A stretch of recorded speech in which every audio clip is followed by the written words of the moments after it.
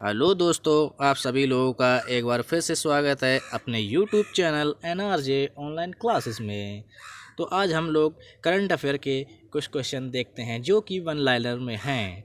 जैसा कि आप लोग जानते हैं कि हमारे जो क्लासें हैं 2-3 दिन से नहीं हो पा रही हैं क्योंकि कुछ समस्या आने के कारण।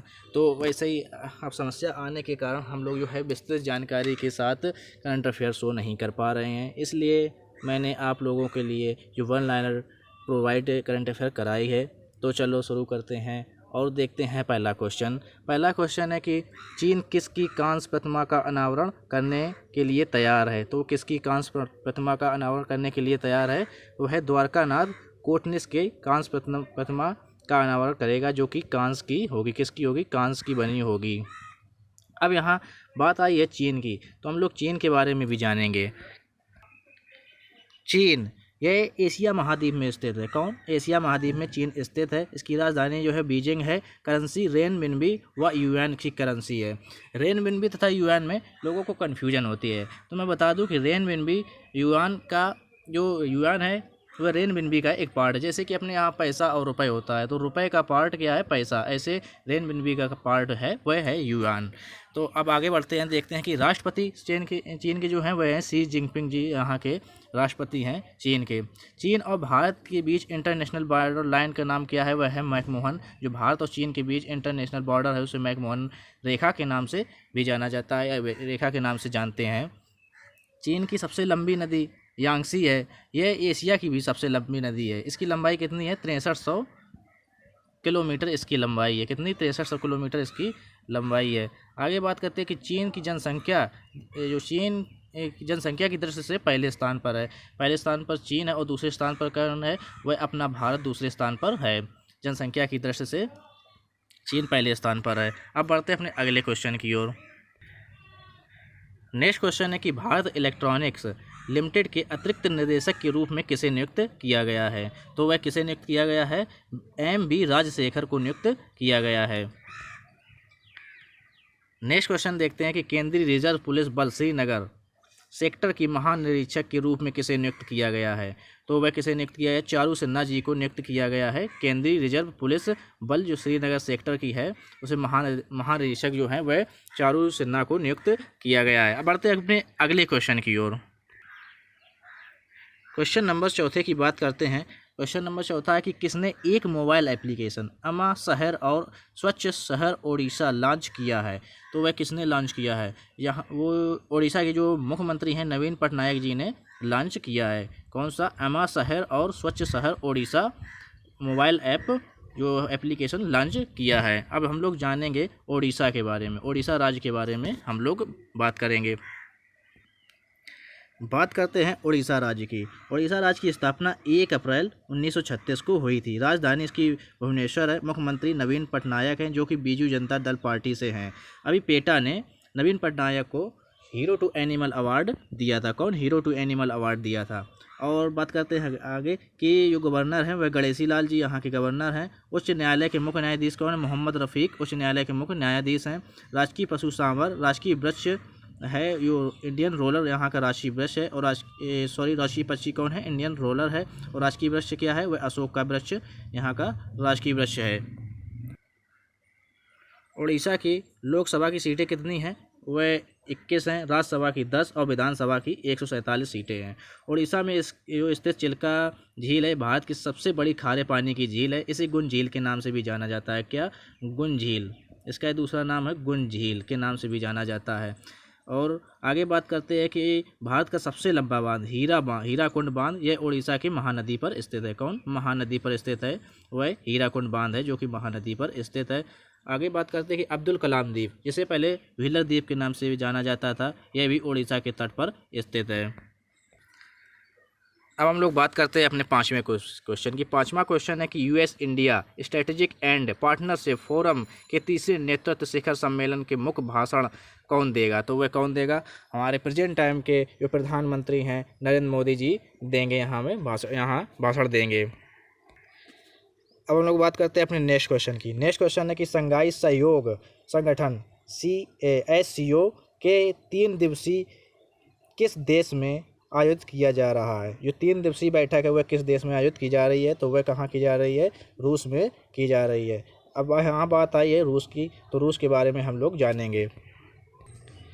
बात करते हैं रूस की। रूस जो है यूरोप और एशिया महाद्वीप में स्थित है। इसकी राजधानी मॉस्को है, करेंसी रूबल है और राष्ट्रपति व्लादिमीर पुतिन है। यूराल पर्वत एशिया रूस को यूरोपीय रूप से अलग करता है और रूस की संसद का नाम ड्यूमा है। मोस्ट इम्पोर्टेंट क्वेश्चन है कि रूस की संसद का नाम क्या है, तो वह क्या है, ड्यूमा रूस की संसद का नाम है।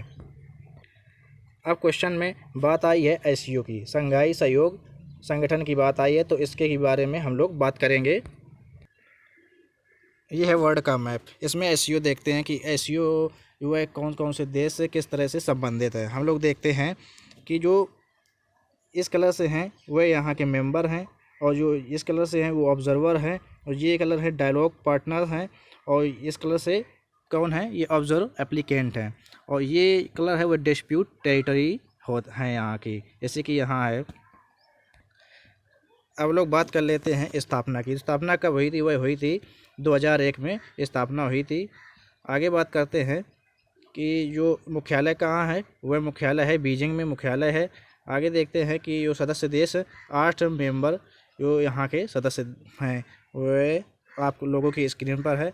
आगे बात करते हैं 4 ऑब्जर्वर स्टेट हैं और 6 डायलॉग पार्टनर हैं। आगे देखते हैं और गेस्ट जो अटेंडेंस वो भी हैं यहाँ पर। आधिकारिक भाषा यहाँ की देखते हैं हम लोग। आधिकारिक भाषा कौन कौन सी हैं, आधिकारिक भाषा है वो चाइनीज़ तथा रसियन यहाँ की आधिकारिक भाषा है। आगे बात करते हैं कि जो जनरल सेक्रेटरी है वह कौन है, व्लादिमीर नोरो यहाँ के जनरल सेक्रेटरी हैं। आगे बात करते हैं कि 24 जून 2016 को भारत और पाकिस्तान को भी औपचारिक तौर पर अस्ताना में आयोजित शिखर सम्मेलन में संगठन का सदस्य बनाया गया था। कब, 24 जून 2016 को बनाया गया था। कहाँ पे जो शिखर सम्मेलन हुआ था, अस्ताना में हुआ था।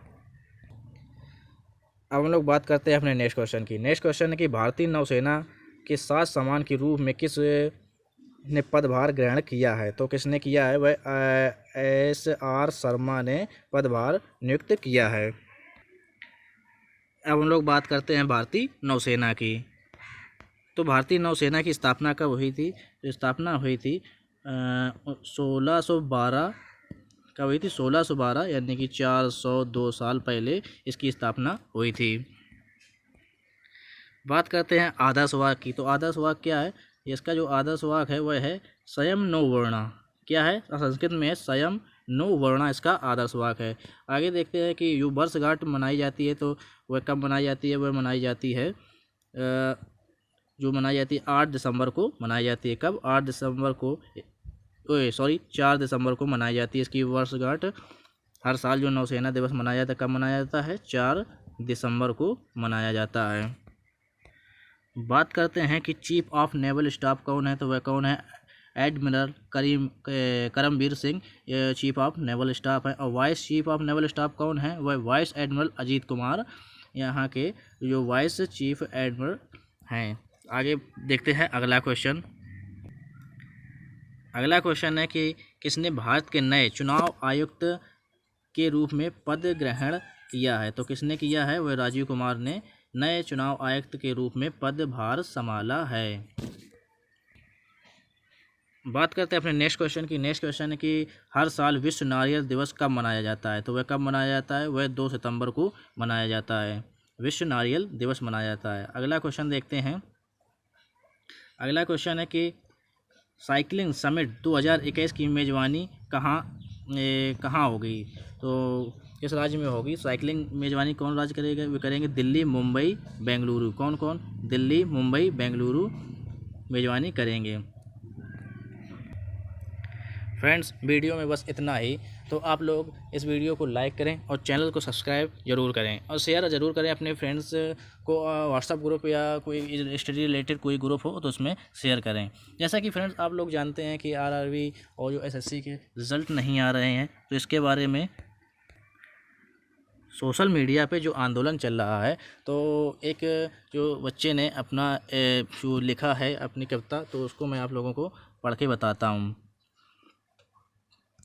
पढ़ते हैं इसको